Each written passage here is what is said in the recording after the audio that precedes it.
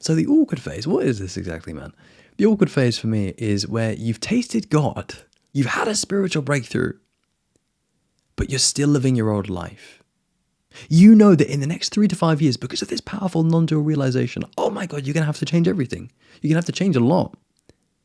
But you look around and your life is still how it used to be. You have not integrated anything yet. And you feel kind of awkward. It's like, crap, like, I want to change. I want to be more conscious. I want to live a more conscious life. I want to have a higher state of consciousness. But like, I don't yet. That frustrates me. I want access to spiritual retreats. I want access to tools that raise my consciousness. I want to be a good meditator. I want to be like a sage. I want to have this stuff, and I want it to be all real for me. I want to live a nice conscious life.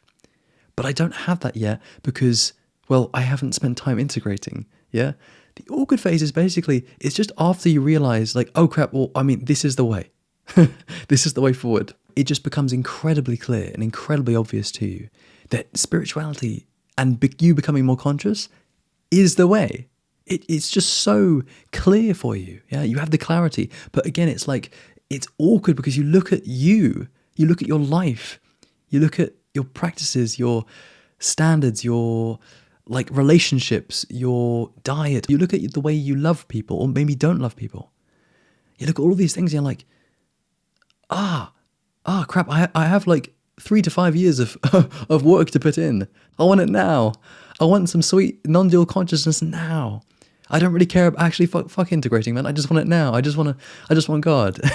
You might have that. In fact, what you might do is you might just literally only want the consciousness. You only want the state. So you might be like, okay, well, where's the nearest retreat? Or you might like turn down things, people and stuff, just so you can meditate. You're like, no, I can't do that. I got to meditate first. I used to do this all the time, man. When I was going through this phase, I'd have to meditate before dinner for like 20 minutes. And I'd have to be serene as I entered my, dinner table or whatever when I came to eat.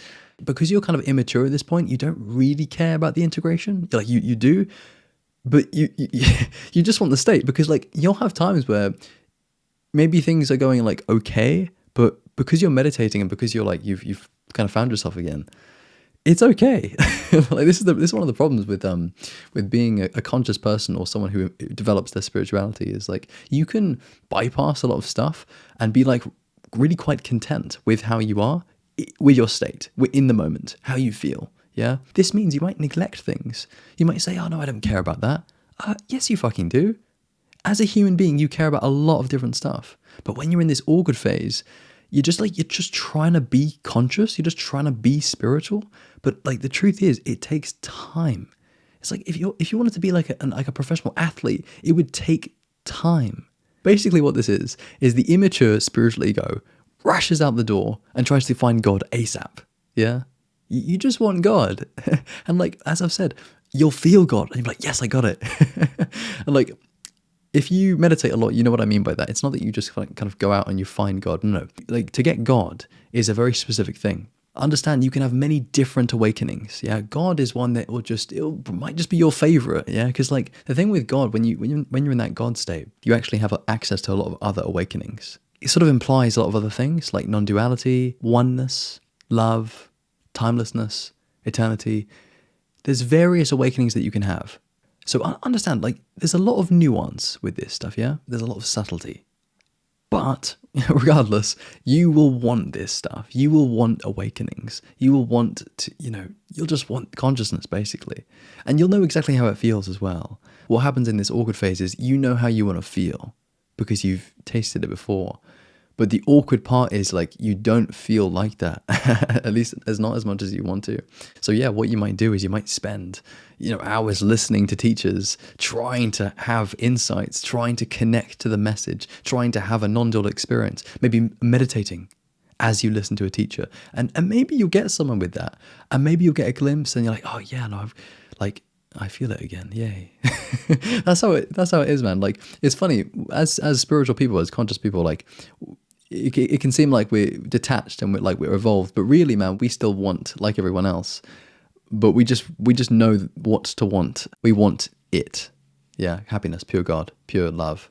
And that's the thing, like you got to acknowledge yourself for this. If you are even pursuing spirituality, like at all, you know that like you're getting the ultimate reward here. Yeah. Like pursuing consciousness is it. And you know it's it. And like your ego might even be like, yeah, like at least I'm spending time, going after what's true. But again, speaking of ego, this is where you're at. You're kind of at that level of spiritual ego. You like, this is an interesting idea actually. Notice that you can have desires, spiritual desires, but notice like it can be very subtle. Sometimes they can be egoically driven, or sometimes they can be driven by your actual true self. Yeah. And I point this out as a trap because you do want to notice when you're going from spiritual ego. And listen, man, you will a lot of the time. It's how it is. Like, again, we underestimate how far there is to go, and we overestimate where we are on the path. It's really normal to think that you're like more evolved than you are. And this is another thing that will happen. So like during this awkward phase, you will kind of think that you're like more evolved or more advanced than you think you are, because you've had a couple of experiences, maybe you've even had a lot of experiences. If I was like listening to this video and I was in the awkward phase, I was like, no, you don't understand. I've had a lot of experiences. Like I really get this stuff.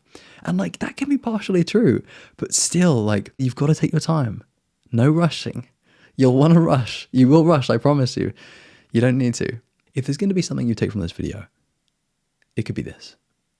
Firstly, if you are serious about this work and you love it, you will make your way out of this awkward phase.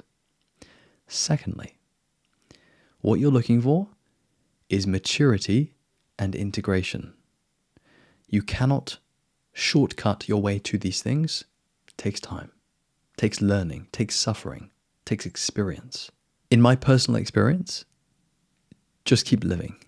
Literally just keep living and doing the work.